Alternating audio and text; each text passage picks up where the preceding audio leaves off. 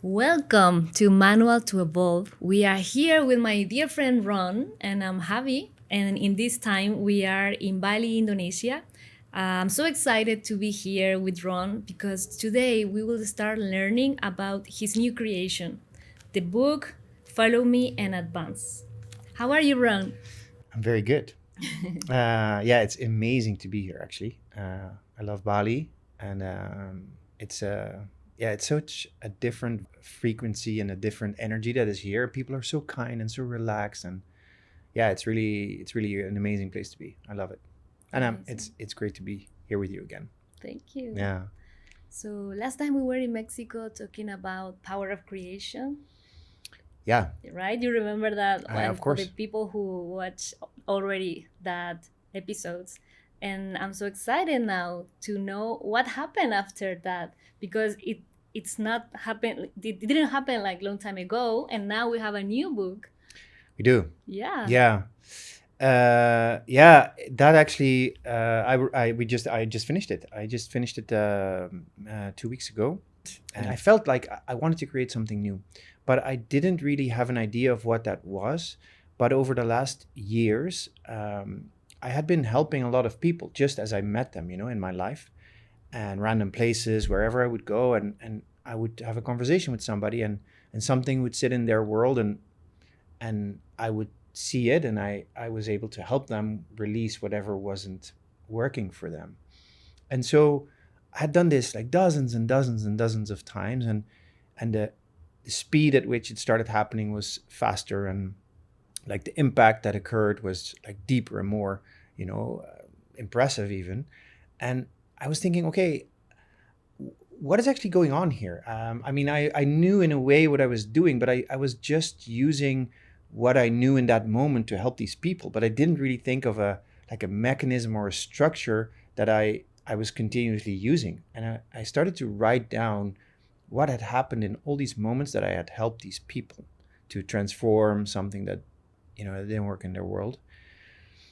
And after I've written down like 30 or 40 of them, I started looking at, okay, what's actually going on here? What are the mechanisms that are really, always at the heart of this?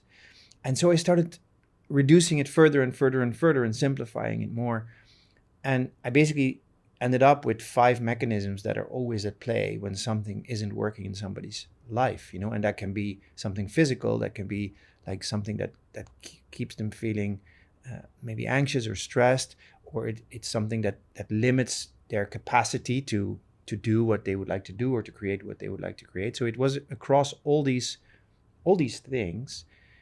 It was only 5 mechanisms that were at the heart of every one of them.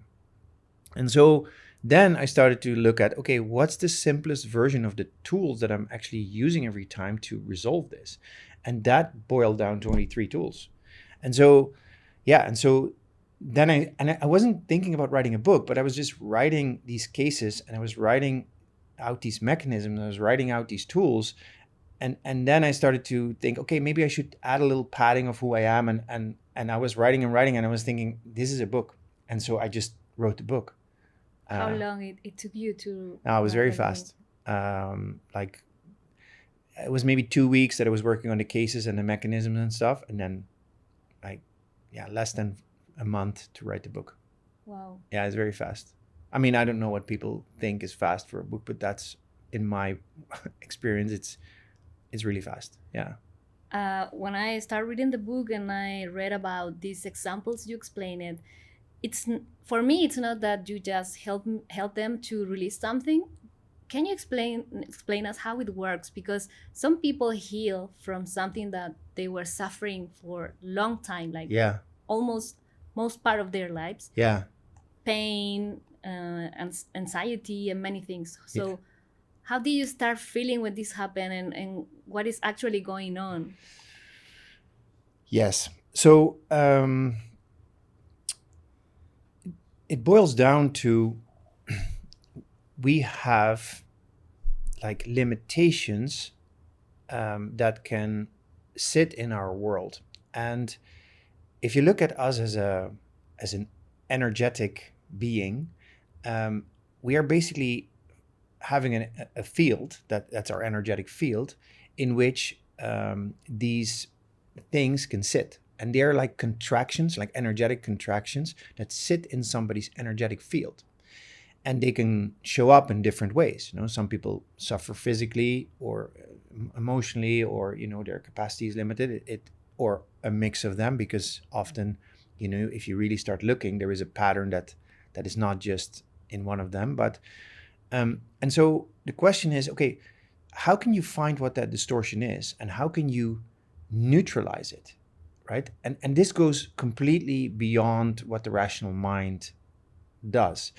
Like once it's kind of exposed what the mechanism was and where it was sitting and where the cause initially was, then we can understand, yeah, okay, no, that kind of makes sense, because maybe when I was younger, something happened and I locked that in some way, and that contraction has been sitting with me, and my body has been signaling this to me for many years, but I never really, connected that to something when I was 8 years old or whatever, so those things are rationally very, almost impossible to connect, because there is an energetic connection that you have to access in a different way than our mind really can do. And so what I do, or what occurs when I meet somebody and I see something, and it can be a very subtle signal that they give about something they say, or the way they say something, or something that's maybe going on in their body, I know, okay, there is some form of contraction that is part of your world, of your energetic field. You perceive the energy? I don't really would use those words. I rather say I receive the signal of what is going on. So people may talk for 5 minutes, but there's only one word that's relevant. There is only one thing that shows something that is true. And so it's about finding out what that little thing is that they signal, and they are not aware that they signal it, because it's just part of the noise that they are, because they just have stories and they tell all these things and they have explanations, and none of that is relevant. It is about something they say, or a word that has a different meaning, or something that is happening in their body, or something that has like a signal of that's true. That is kind of the connection from where you can look inside. And it's a little bit difficult to explain this. It's a little bit like, okay, let's imagine everybody would, in the world, we have like 5 normal senses. No, we can see and smell and taste and feel and hear. But let's say we would be in a world where people would only have 4 senses, and nobody would have the sense of smell, right? And now one day you are with your friends and you walk into a house and you have the sense of smell all of a sudden, and you say, oh, they're having tomato soup. And your friends are like, what? How do you know that? And you say, I smell tomato soup. And he's like, what, do you guess this? No, I smell it. And they're like, what does that mean, smelling? It's like, it means nothing to other people unless they also can realize what it is to smell something. And I guess that's maybe a little bit of a way to explain what happens when a signal like that kind of comes. I detect it in a way that it has a different quality than the rest of whatever is being said or whatever is being shared or there. And so that's like, that's true. And it's very subtle, but it's very clear. And so once you kind of start looking at what somebody else is maybe broadcasting or sharing, then it's those little details that kind of reveal, okay, this is the entry point of where to look. And so it's not like I have magic glasses and I see like a whole field that I no, it doesn't work that way. It's more like I can smell something. You have this true detector inside of you. Exactly. And did you always have it, or was something you developed? I didn't always have it. Okay. I mean, I certainly wasn't aware of it, and I wasn't using it. I may have, had moments earlier in my life where I realized, or I used it without realizing, but no. Like a couple of years ago, I changed my path completely, and I started, developing in a way these capacities slowly. And in the beginning, it was very unreliable, and it would just, I was kind of maybe started to play with it a bit, but it was very random. Sometimes I would get it right, and most of the time I was still functioning from a whole construct of ideas. I tried to rationally figure something out, and no. So most of the times I didn't get it, but after some years, it started to become more consistent, and it started to become faster, clearer, and now it's pretty reliable. I'm mostly, especially when I'm relaxed, Mhm. it just it's really it's tomato soup. It's like that. Yeah. Awesome. Yeah. And when you started writing down like all these concepts or mechanism, what I love of the book is that it's very clear. Uh-huh. It's light. Thank you. And I've been reading a lot of books about trying to understand what is going on inside of our mind and our reality and why we create some realities that make us suffer. Yeah. But your book, it's different. It's like the elements are not quite a lot, but they are really like direct to the point. Precise. Precise, exactly. So can you explain us a little bit like what did you found out when you started writing it down? What is like the main concept we need to understand? Okay. You want me to talk about what's in the Yes? book? Yes. If it's Okay. possible. Yeah, everything is Okay, possible. great. Okay. So, well, we already spoke about the 5 mechanisms and the 3 tools to change the mechanisms that are active and are limiting your life. But before the book gets to that part where it talks about it and it gives examples of people that I worked with that released things that were limiting their world. Before that, I introduce the structure of, let's say, how we get to experience this reality, or a structure of how we get to experience this reality. And because that element is important to see when you want to understand how these mechanisms are actually functioning. And so the whole idea is that when we are here, we are human beings, and that refers to the being that we are, that goes beyond this experience of life. And of course, when we are here, we're humans. We have these bodies, and we live in this world on Earth. But there is something that occurs, let's say, when the being who exists always and has had many other experiences too, chooses to come into this world, into this reality. And so it talks a little bit about, okay, what occurs, or it gives a structure about what occurs between the being and how we get to experience this. And it talks about it in 4 different layers that we kind of experience this through. So first, the first layer is the being itself. It's just who we are beyond life. This is the essence of us that has all these experiences and evolves through having all these experiences. So that's, let's say, layer 1. And that being chooses to have another experience of itself in physical reality. This is what we are living right now. Like you and me, we are just 2 beings having a physical experience in this world. But that experience isn't random. So there is a design element to that experience before, let's say, life as we experience it starts. And that design is including certain things that we want to, let's say, learn, we want to experience in this life.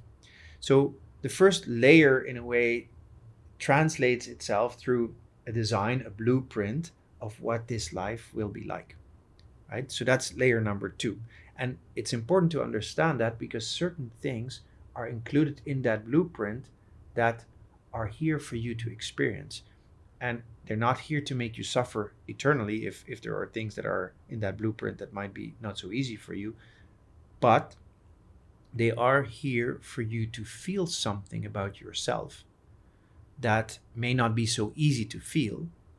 And you definitely can change and transform and release it.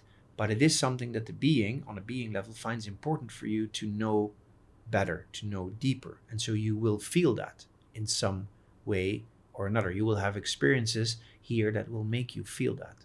And so knowing that some of these things are in a way designed into your life helps you to see what they are here for, and helps you to release them once you have seen them clearly for what they are.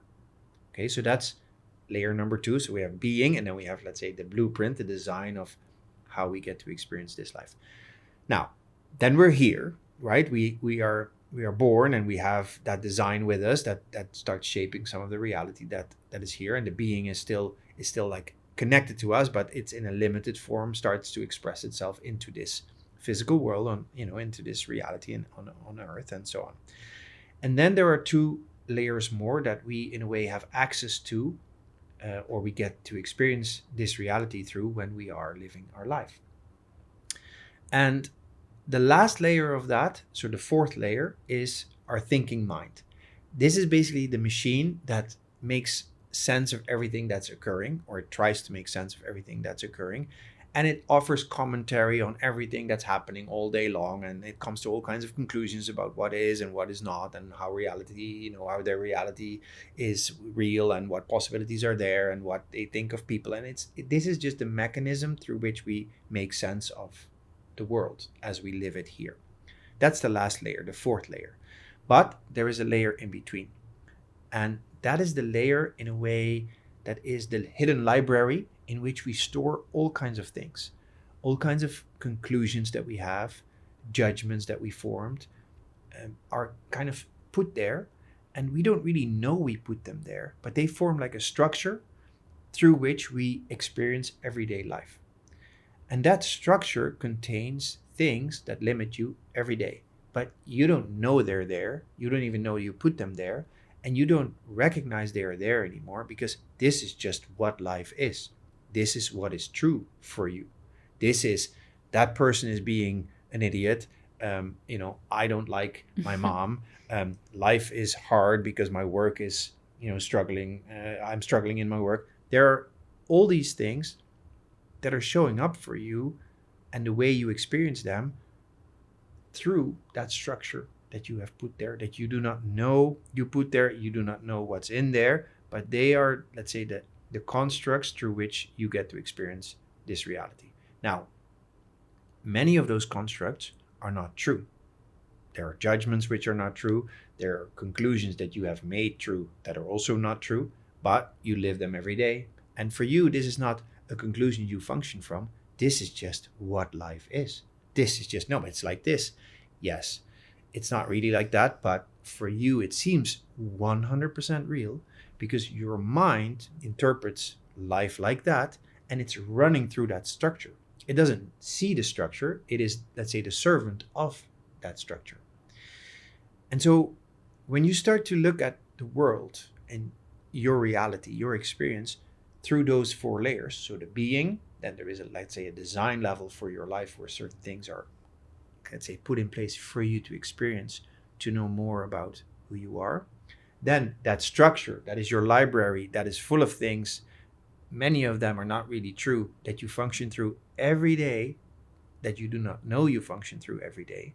And then your mind offering commentary on all of it, which you now make is real and true, because that's your mind, and your mind is telling you what is and what isn't. And so that's, let's say, the structure from, let's say, the being down to what we experience every day through our thinking mind.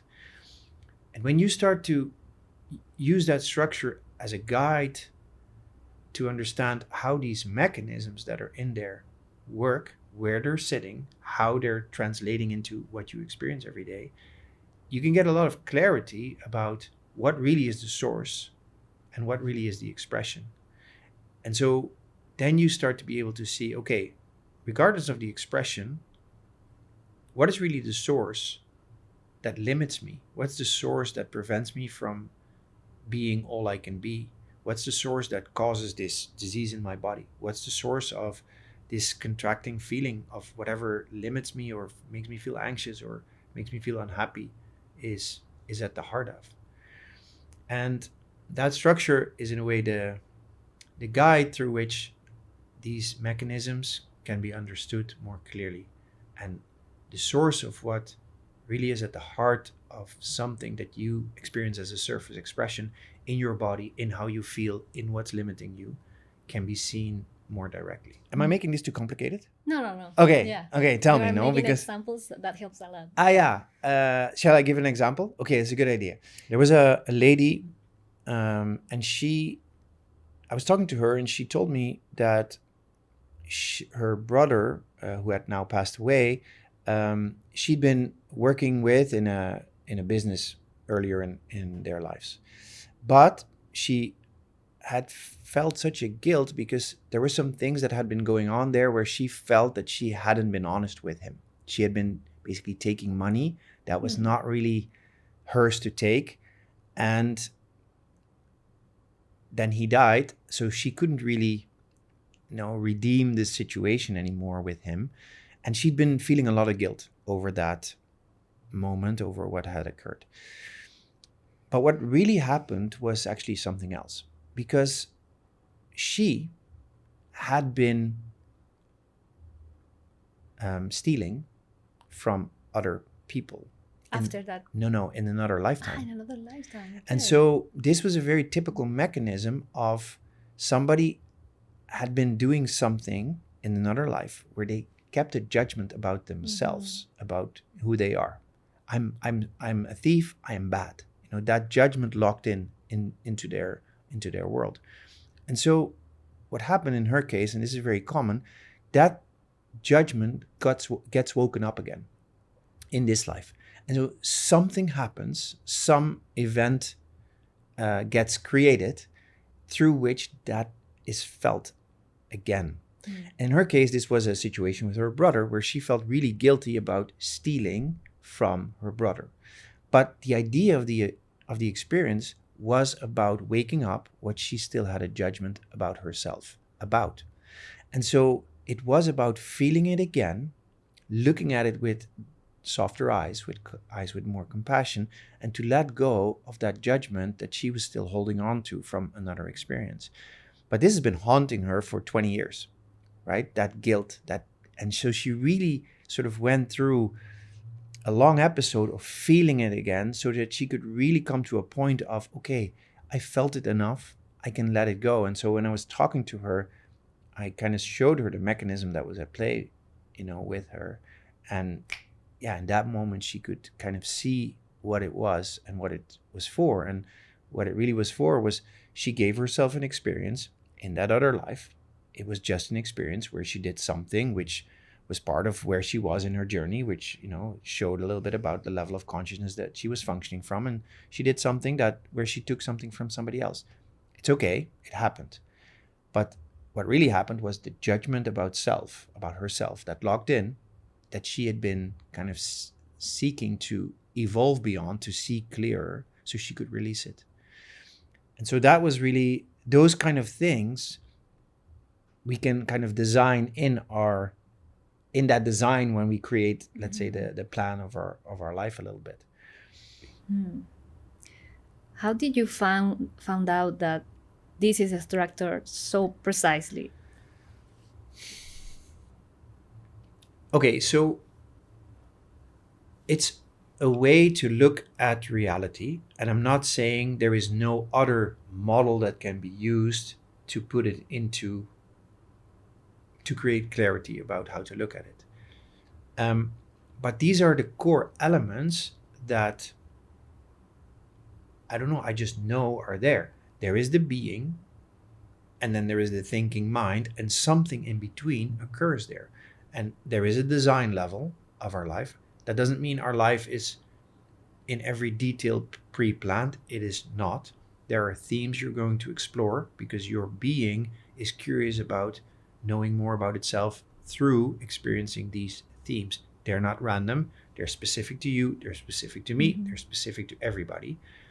And you choose them with intention because they are giving you a next piece of the puzzle for the being to know more about what it wants to know about itself. So that translation layer exists. Then there is still a lot of freedom in how we live our life and so on and so on. But some of these themes you will experience. You will get to know more closely. And so and so that's true. And then something that limits us from being more joyful, having more ease, creating what we would like to create, is hidden from us. Because if it wouldn't be hidden from us, everybody would just do it. And when I look around in the world, most people do not. Most people function from an extremely limited version of themselves, a limited version of the being that is caused by all kinds of things that can be changed, but are not seen by people individually. Because in a way, this reality teaches us in a way, or gives us information that in a way that the mind does not like. Because the mind likes, oh, I have pain in my body, so there is a problem with my body. Let's go to a doctor. It can tell me what the problem is about my body, because that's, of course, where the problem is, so that's also where the cause is. No, that's not necessarily true.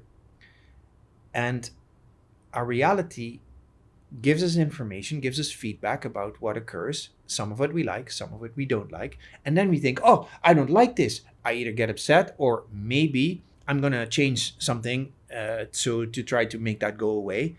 But what is never seen is you have, in a way, created that experience because something that you do not see about yourself is putting an energy into the world, a distorted energy into the world that gets reflected back to you. So, but it is not clear to us, something isn't working. Oh, there is a hidden construct that is in a way generating this, that nobody thinks like that. People just think, I don't like this is wrong, this is stupid, this needs to go away. But they don't think, wait, there is something that I haven't seen about myself that is creating, let's say, an energetic signal here that pulls these things in my reality. So that layer is also there. How do I know it? People didn't whisper this into my ear, or something didn't whisper this into my ear, but it just evolved from seeing, that happening to people experiencing something through their thinking mind. There is a layer behind it that generates that can be accessed. And then there's a layer behind that was at the, let's say, the heart of the design of the main themes that were relevant for that life. And then there is, of course, the layer behind that, which is the being that seeks to experience all of it. So it was more a logical sequence for me that emerged from what I was seeing in people than I read 50 books and now I know. No, no. I don't know if this makes sense. Yes, it does. I was curious to know. Okay, well, how did you got now there? you do. I don't know if now you do. Great. Yeah, it's more like observation, practicing with releasing or helping these people to see that what is hidden. Yes, it came from what I saw occurring when I was already, let's say, facilitating the change in these people's lives for a few years. And it was only when I started to find, okay, what is the same mechanisms? What are the same mechanisms that occur? So I found the mechanisms first. Okay. And then I started to think, but what is the structure through which this then is functioning? So I was already doing all these things, and I started to basically make the structure, 2 years later. And only when I was, when I was writing the book, it started to fall all into place in a way that I could share with others. So, it was through experience, not through study, which I think is cool because it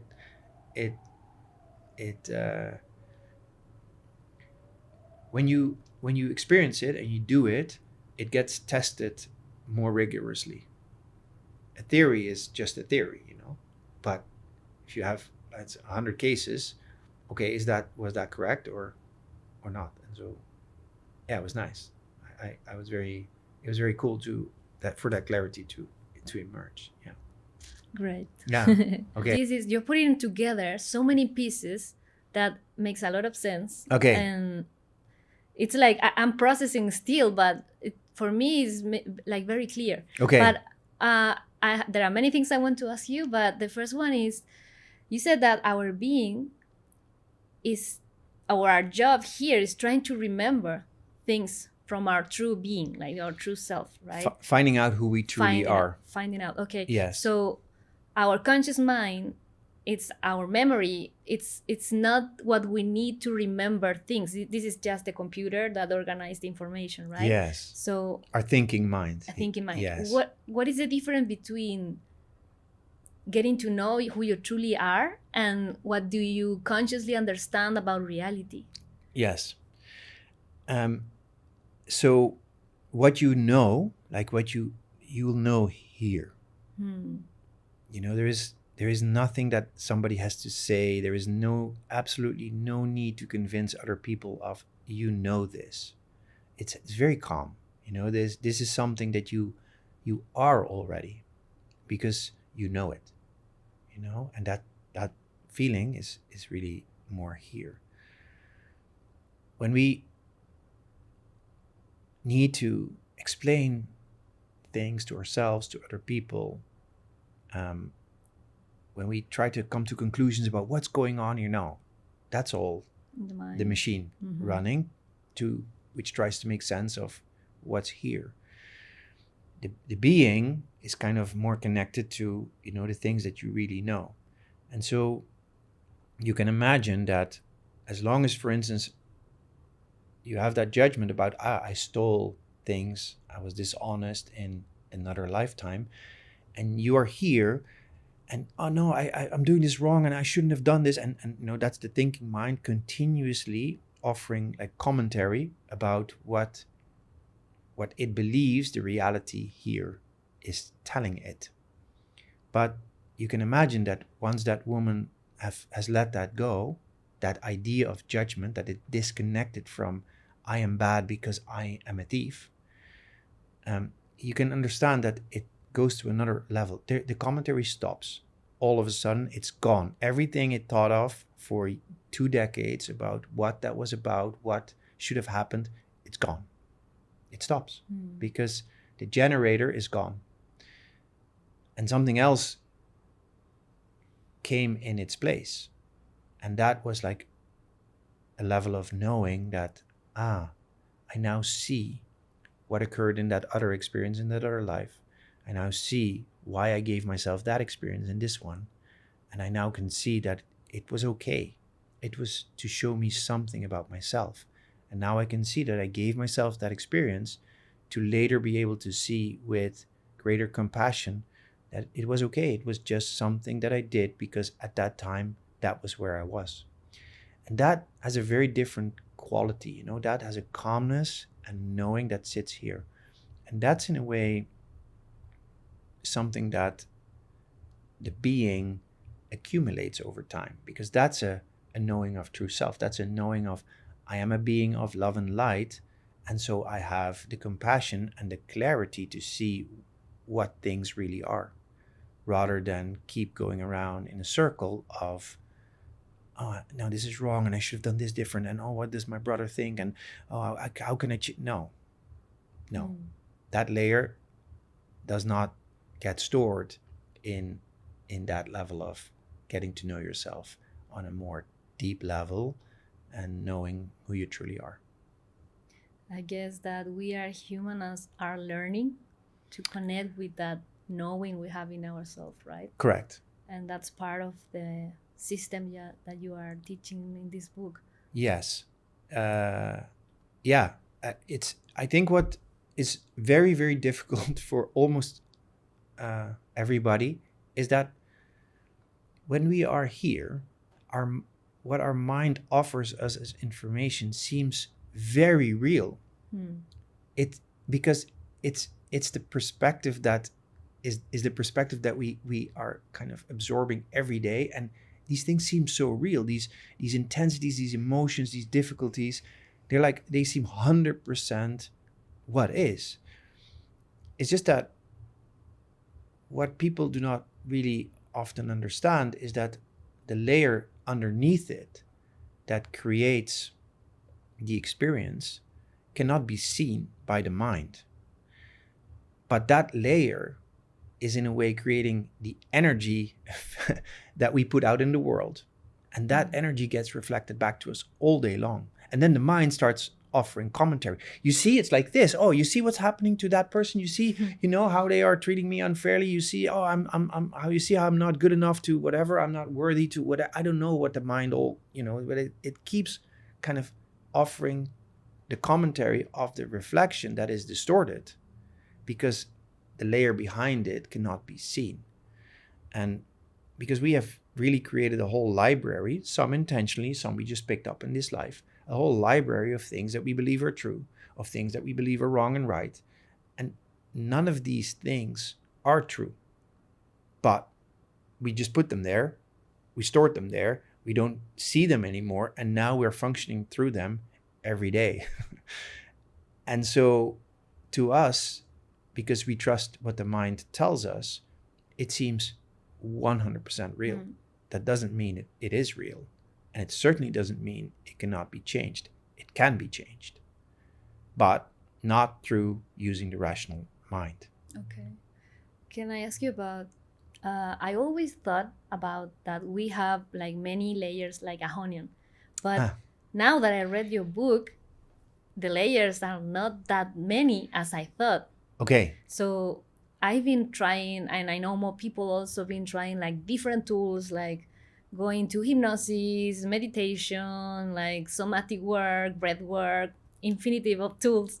And sometimes you feel like it helped you for a moment, but then the contraction still there, Yes. The reality doesn't change so fast. Yes. So what can you tell us about this? Yes. So maybe on the back side of the book, I don't know if this version, yes, at the back, you can read the last two sentences, like the bit in the larger font. What does it say? You want me to read it? Okay. Yes. Remove the generator, not manage what it produces. Yes. So none of the things that you refer to as a method, there's nothing wrong with them at all. So I'm not making any other systems or methods wrong, because in a way, if that method resonates with somebody, it can help them maybe see something clearer, or maybe even release something that is in that library, that structural layer that's hidden from us, but generates all this reality for us every day. But what you are referring to is something that is very true. There is a difference between regulating your state and structurally changing let's say, the energetic architecture that you function from. Regulating your state can be great, it can feel great, but it requires maintenance because it doesn't really structurally do something. It just puts you in, let's say, a higher state within the structural bandwidth that you function from. And that structural bandwidth is defined by that hidden layer that is hidden from you, and the library of whatever you've put there. And so state regulation is great because the effect is often fast. It doesn't really require a lot of it's not very hard. Sitting down and doing some breathing doesn't require a lot of vulnerability. It doesn't really require a lot of confrontation. It's just, or going to a yoga class a bit, it's not, but it's easier to do that for some people than to really sit down, be present with what they really find very difficult, look at what it is about, and change it. And the reason why that is often difficult is because no matter how much difficulty that hidden structure creates in their life, it also gives them something, because this is what they know. And people often seek safety and stability. And so if you start, torching the library, that stability is going to be replaced with something else that they do not know. Mm-hmm. And it's like somebody's, in a place where they don't want to be, and you tell them just jump, but if they can't see where they will land, they will not jump. Right. And so even though people are experiencing difficulty through that library, through that structure that's hidden from them, that generates their world every day, if they don't really have confidence or trust in where a new sort of experience will be, or what a new experience will be, if they let go of all that, they hold on to it. And so, and in that sense, doing certain exercises that help your state can help you greatly, but it doesn't, or it rarely really structurally changes the generator that causes it every day. So what happens is you're between, let's say, in your bandwidth where you have your experiences, and so you do maybe breathing or other things. I'm not saying that breathing can never do a structural change, but typically these state regulatory things, so they bring you up a bit and you feel great, and the reward is immediate and you think it's amazing, and you do it every day, and so that helps. It really can help.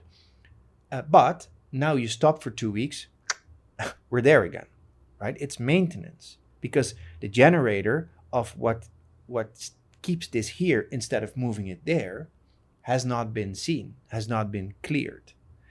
And so what this does is, okay, this bandwidth is created by a structure that is hidden from you, that's energetically locked in conclusions, judgments, relational, whatever they are. Can you access them? They are accessible. Can you clear them? They can be cleared. And when they clear, this happens. And you can still do state, whatever, because in that bandwidth, the same effect, but this is structural, not temporal state regulation within the bandwidth. So that's the difference. So that's why it says remove the generator, not manage what it produces. Okay. Right? Remove the generator is this. That's, you do it once, it's done. Because that thing that created the limitation of which bandwidth you could experience has been removed, so the bandwidth goes up automatically. You don't have to do anything for that. It's just a contraction that's now no longer part of your world, so you don't put that out into the world anymore, and so the reflection of it doesn't come back to you anymore. You do it once, done. And how do we do that? We all want to know. The secret sauce. Okay, so in essence, what it is about is seeing with precision what you have stored in that structural layer, what conclusion you function from, what judgment you function from, that is causing the surface expression.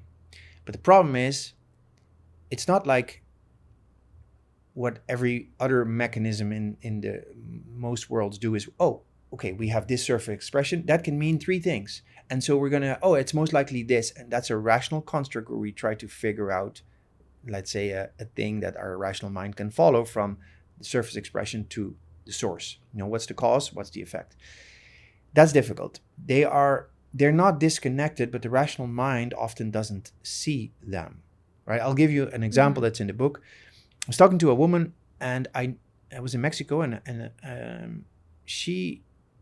I had noticed that she was very reserved when talking to other people. Now, in Mexico, this is very unusual because people are very talkative in Mexico and very open and friendly normally.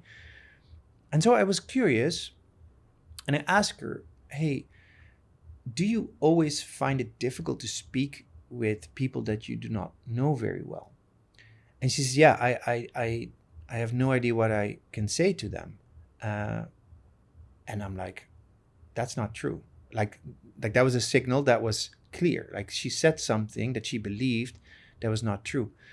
And so I started asking a few questions, and she had an experience when she was in kindergarten that she didn't remember. I had to really, let's say, insist for over a minute that there was something in that moment that happened, because she really, really couldn't remember, where she had been in a class with the other kids. And at one moment, the teacher had gotten very angry with everybody. And the teacher was screaming and yelling and told everybody to stay in their seats and not say a word anymore. And she got so, let's say, afraid in that moment that she was afraid to ask to go to the bathroom. But she had to go to the bathroom. And so she peed herself as she was sitting in the chair when she was like 5 years old or 6 years old. And in that moment, something locked in, like, I am not allowed to speak because then I'm bad. And so that, and she was now 40, that carried on through her life, manifesting in, I don't know what to say to people. And so these things are, of course, never seen. She remembered, but she didn't. Yeah, but I mean, right? it took a lot of time for her to like connect with that memory again, or a lot of time she like nothing happened. No, I had to press for over a minute because I knew that was there. I had to press for over a minute to make her remember what occurred, and once it was released, and the wall that she had felt with other people released as well. And so, it's not complicated. It's just that our rational mind doesn't see it. And so I have, let's say, an ability that allows me to go into the maze in a way and find it relatively fast. But because you're asking what can we do to change it, that is an example of how it can be changed relatively quickly. Now, the difficulty that people will have with themselves is their mind will not make them see what is generated, what is generating it for them, because the mind runs through that very structure that is causing the distortion. But the book explains what are the 5 main mechanisms that are there. It explains ways for you to stop your rational mind from thinking and to see if you can access it through awareness, what could be at the source of whatever is not working in your life. And then it gives you 3 tools and you pick the one that kind of works for whatever it is that you became aware of. Now, I'm not saying everybody will be able to resolve everything immediately. The book is very nice, but it doesn't really, it can't replace maybe, the lack of consciousness that somebody is functioning from. I'm just going to say what it is because that's what it is. But once you are recognize the structures, recognize the mechanisms, knowing the tools, the chances of you finding it faster increase immensely. And then it's a question, do you really want to change it? And if you do, you'll find it. Maybe not tomorrow, maybe not this week, but you'll find it. It's not there to make you suffer for life. It is there to show you something that you haven't seen clearly yet. And if you don't do it in this life, you'll have it the next life. I don't know what your being wants to do next life, but in the way that we evolve, our consciousness goes up, and with higher levels of consciousness, these judgments do not exist anymore, because judgments are always expressions from a lower, let's say, level of consciousness. And so every being that evolves at some point will release them. And I don't know when that will be, but that's just how it goes. And which are those mechanisms? The 5 mechanisms? 5 mechanisms. Okay, so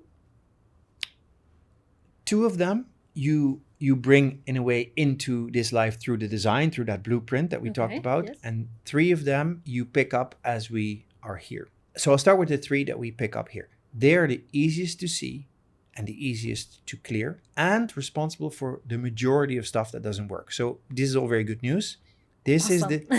is these are the 3 that are running most, let's say, limitation, difficulty, The first one is something you judged about yourself.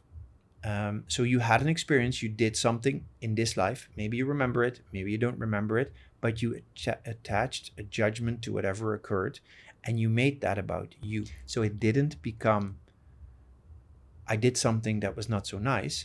It became, I am bad.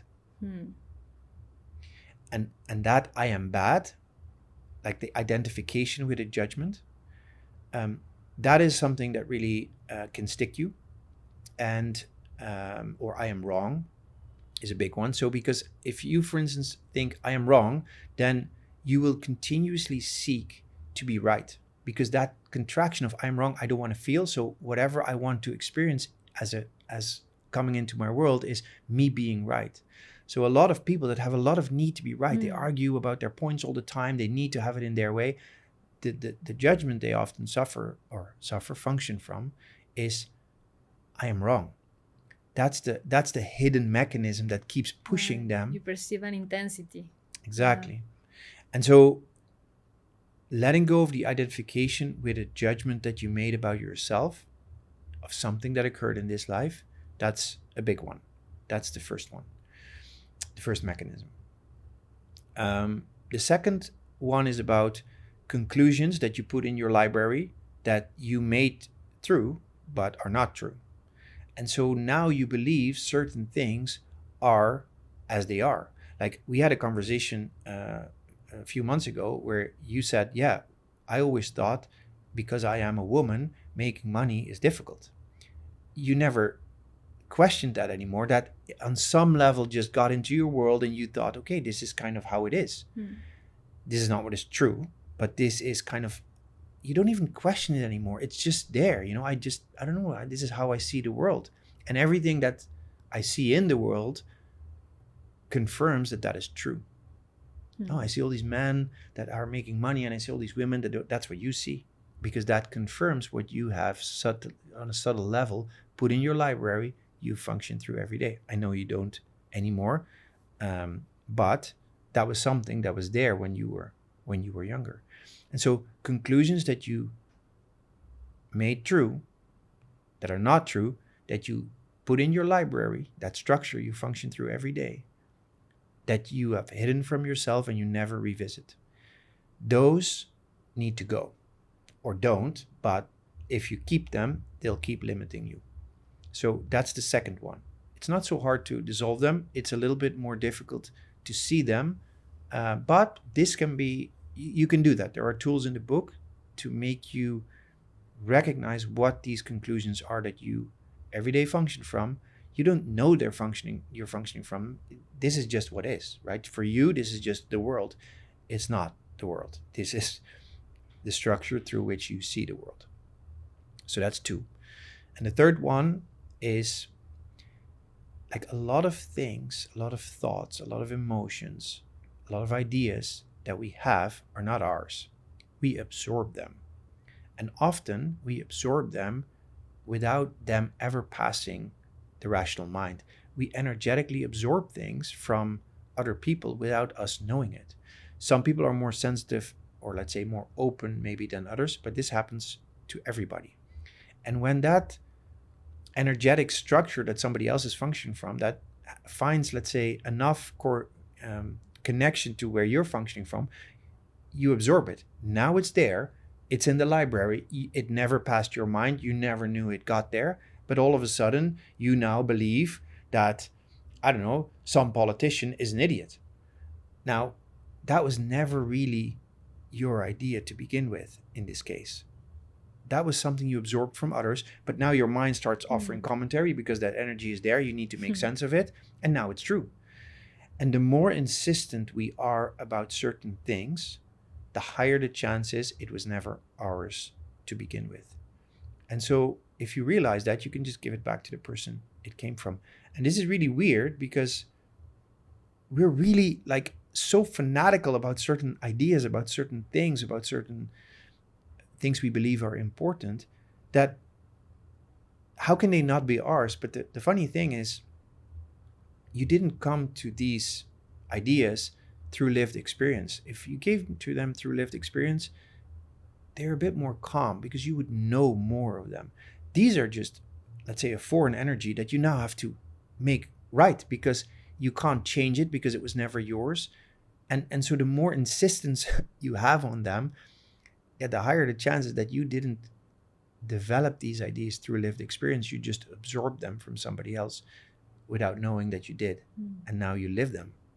So those are the three. The judgments you made real about yourself, because everything you judge about everything is just something that is in you, about you. The conclusions you stored that are not true, but you made true. And the things you absorbed unknowingly from others that are never yours, but you now function through. So those are the three main mechanisms that sort of run in people's world from things that they picked up in this life. The other two we already covered. we in a way bring in when they're more designed, we bring in when we are having this experience.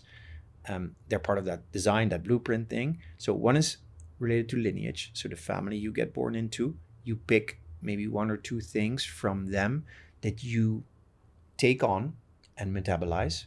Those journeys can be longer, they can be harder. I know you've done it, and you will have felt them. But once you see that mechanism exists, you can more clearly recognize what it is about, and that may accelerate the time for you to let go of it, the clarity with which you can see it a lot. So that's the fourth one. And then the fifth one is the things we bring in from other lifetimes, where we have still a judgment about something we've done or something we've been, and we haven't resolved that. So those two come in. You don't bring in 50. No, you bring in one, maybe two, that's it. So this is not like, oh, this is going to go on forever. No, you pick a topic, maybe two, but you will have felt them. These you will have experienced again. And that's the 5. And if you clear those 5, most of the problems, most of the limitations are gone. Do you feel that you clear all of yours?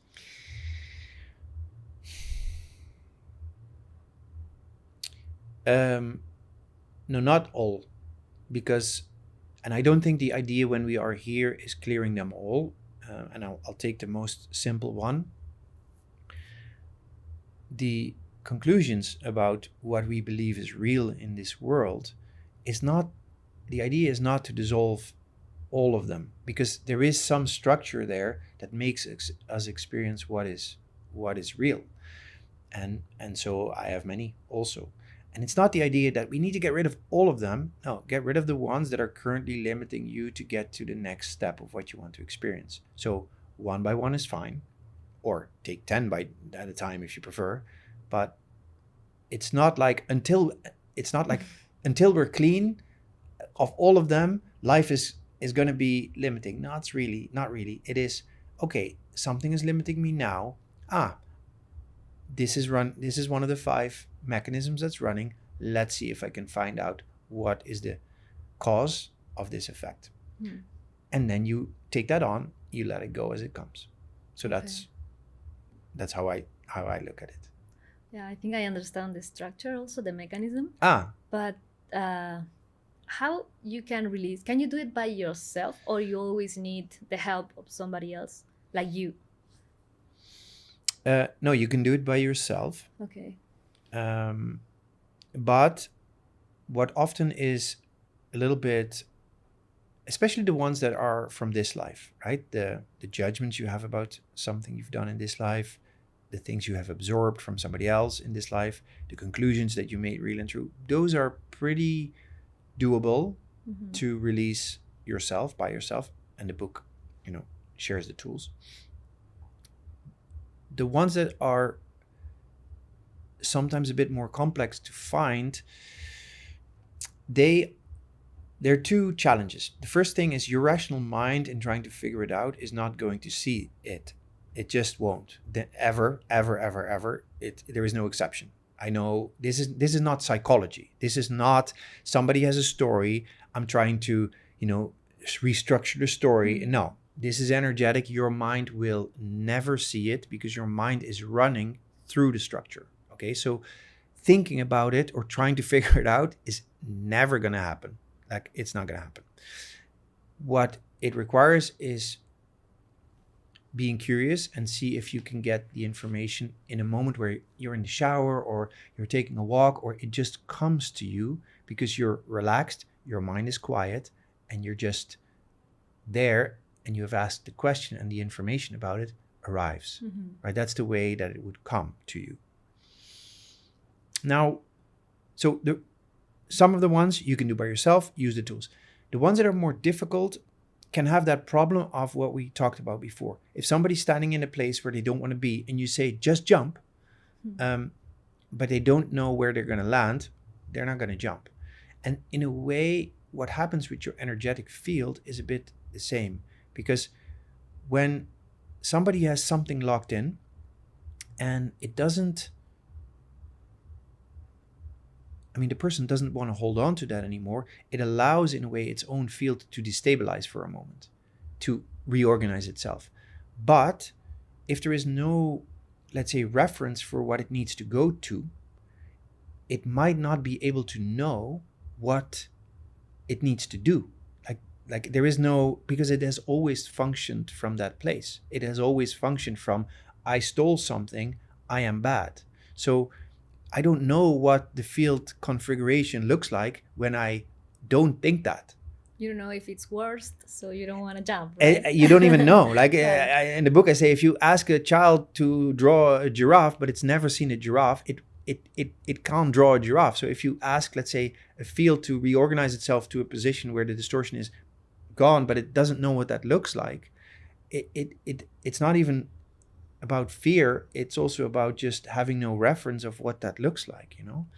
So if there is no reference of what no judgment about something like that looks like, it's difficult to go to a position where that judgment is no longer there.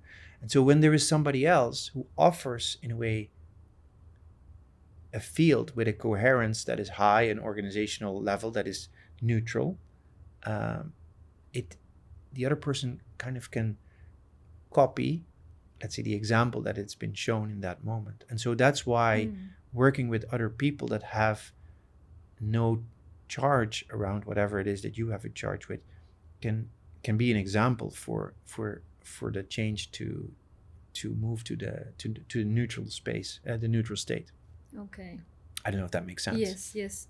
Yeah. And in your book, I read that in order to choose different or make a change, there are some things that are required, right? It's like you cannot come and say, okay, I want to change, and because today I want to be different, and I just choose it.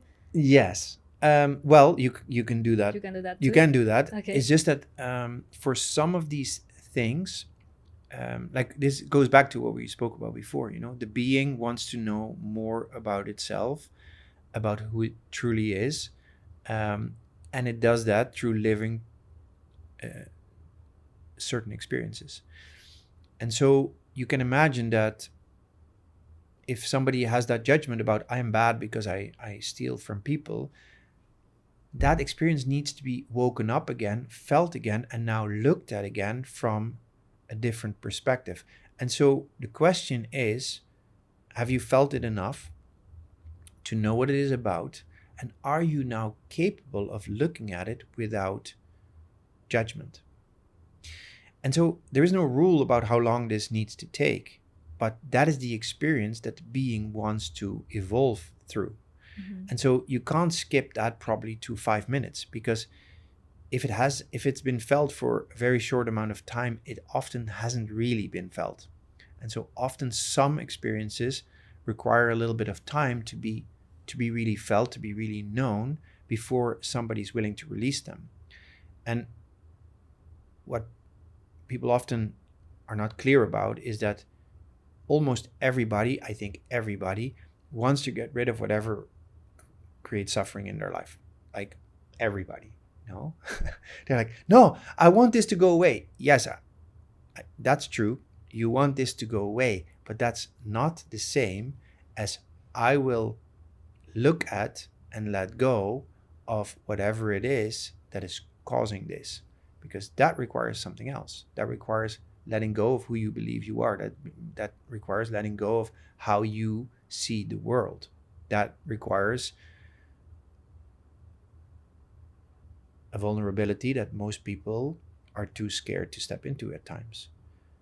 And it's not difficult once you've done it. I mean, you've gone through transformations yourself. You know that once you're there, it feels like such a thing. And when you look back on it, it's like, yeah, it was nothing. I mean, the experience was intense, but once you're beyond it, it's no longer there. I think I say correctly what you experienced, no? Yeah. And so the question isn't about, I want to get rid of this. The question is about, are you willing to look at what causes this or not? And there are many people who are just too closed to even want to acknowledge that a disease that's in their body is caused by something that is about their judgments and conclusions, that is a distortion that now gets expressed in the physical body. No, my body is sick. I go to a doctor. It whatever gives me pills or puts me in a machine, or okay. If that's the world that you live in, then that's the world that you live in, and that's not bad. It just means that you're not ready to see what the generator is, and that's okay. But that's what we're talking about here, because that would require that person to give up its view of how it perceives reality, because it would have to go from, no, I have a body, that's real, there is a doctor, he can fix it, that's how it works, to, I am an energetic, let's say, being that functions from all kinds of ideas and conclusions and judgments that can cause contractions in the way that I express myself, and those contractions can express themselves in the body as well. And if I am not willing to look at what really the cause of this is, then that expression will keep on manifesting. But that requires a very different perspective of reality. And most people, or many people, can't just switch from the one worldview to the other worldview because their body is in pain. And so that's why often the suffering occurs, because people cling to their identity, cling to their whole library of what they function through. And so the pain and the suffering mounts and mounts and mounts until something's going to give. And it seems very cruel, but it's the rigidity of somebody's, like the identity, the whole world of conclusions, the judgments that they have, that makes their world, that rigidity, which creates the suffering and prevents them from wanting to see what it really is about. This is not about intelligence. This is not about how much psychological knowledge you have. This is about, are you open to let go of what you have made real that isn't real or true? Yeah. From my experience, I feel it's very interesting that we are so used to have these contractions and problems and situation around us that we think that's normal. Yeah. And then Yeah. when I had talking with you, and you helped me to see these things that before I was not seeing from myself, from my mechanism. Yeah. Wow. After when you did that tools of, are you ready to release them? And I said yes. And I felt like my body was like a relief, like a heavy weight from my back was released. Yeah. And it's so amazing. And I'm curious, what do you think that humanity needs in order to start making this change in the way we live? Maybe let's take it one person at a time, rather than talking what humanity needs. I think what is important is to also just acknowledge that the way we are being raised and the examples that we are being given also kind of create this, let's say, limitation to look at it in a different way. We go to school, we get forced to learn a lot of things that most of the time we're not interested in, but they tell us this is important. Okay. Then we get judged for not doing it well if we are not getting good grades. And then we need to go into an office job where we, in order to make money to survive. And in that job, we're basically continuously trying to please other people, because then we think we'll be rewarded or we will be validated. And there is a lot of structure from very young where we get very disconnected from asking us about ourselves, right? It's very much, here's the template that's offered, live this, and this is how it works. So everybody has been exposed to that information and that reality. And so it's not so surprising that it is difficult for many people to start thinking, wait, that's all a little bit crazy. That has very little to do with what I want to do. So now all of a sudden I'm being asked to let go of all of that, which I've lived for, I don't know, 20, 30, 40 years. That's not so easy to do. So I understand that very well. And so the other thing is, of course, that this kind of information isn't really readily available. It's not that in school they teach us these things, no. So what I think is occurring now as humanity, or we're evolving, is that more and more of these perspectives are coming into the world, and people can start looking at those instead of the ones that were keeping them stuck. And so I think all I can do is share the information, give examples of working with people that transform very fast when they release things that are distortions that they are unknowingly function from, and give those as examples for other people to see, okay, I don't really understand what is going on here, but I see that this is working for somebody in a way that doesn't require maintenance, that doesn't seem very difficult, that seems to help them a lot without me really understanding what's going on in their internal world. I'm now curious. Maybe I'm going to read the book, or maybe I'm going to come to one of the sessions that we're doing where we're going to work with people and help them release whatever isn't working for them. Great. Yeah. And after writing the book, so you already speak about what are you doing now, and what is your curiosity going right now? Yeah, so the next phase is, of course, scaling a system where first me, but then others can work with other people to release these things that are hidden in those 5 mechanisms, because I know that some things people will be able to do by themselves, which is great, and the book is I think a great tool for that. But there is a lot of stuff that really is not so easy to see for people, even though they would love to change whatever isn't working for them, and they're ready to look at it. They're ready to see, okay, here I am, show me, I want to know, because I know that I'm functioning from a construct that is not true, but I can't see through the fog where I need to look. And so that requires a system to be able to scale this, to work with people that, and then other people that have a capacity to do what I can do it on their own. And so this is a system that I think is a way to scale this in direct contact beyond what the book can offer. You think more people can do what you do, to read the truth?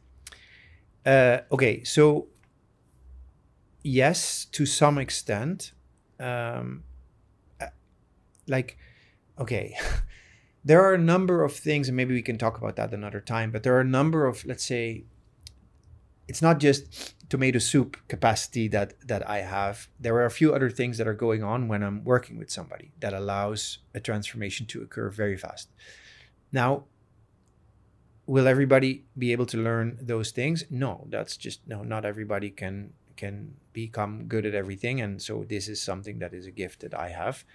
But the question is, does it require the full capacity, or if somebody has part of that ability, it can do 80 or 90% of the work already. And I think that's true. I think there are people that have curiosity about it, some ability to work with it in a way that connects them enough with what they need to know in order to help other people.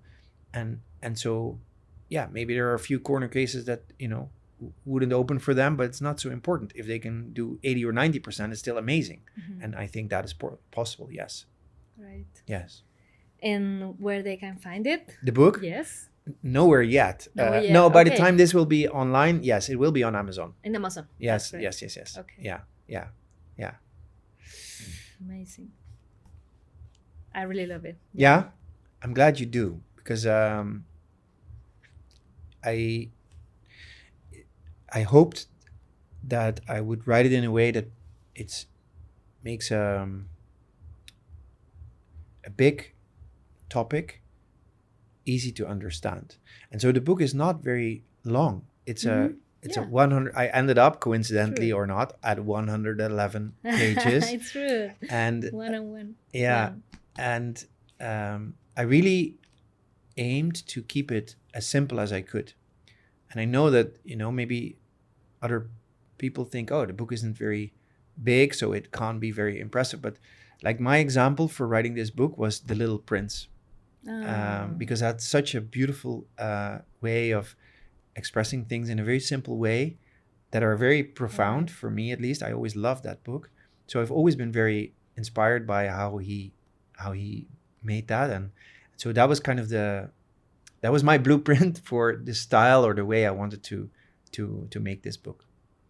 Amazing. And I love the metaphors you put inside. Ah, yeah? It make it feel like easy to understand, even though the topics is very deep, and I guess that not everybody can understand from the first reading, but then the examples make it much easier. Okay. Yeah. I'm glad. Yeah, amazing. So I really recommend this book for the people that is curious to understand more about reality and themselves. Yeah, their reality. Yeah, their reality, exactly. Yeah, and how to get rid of the things that you really do not know your everyday functioning from, that are limiting what you can experience.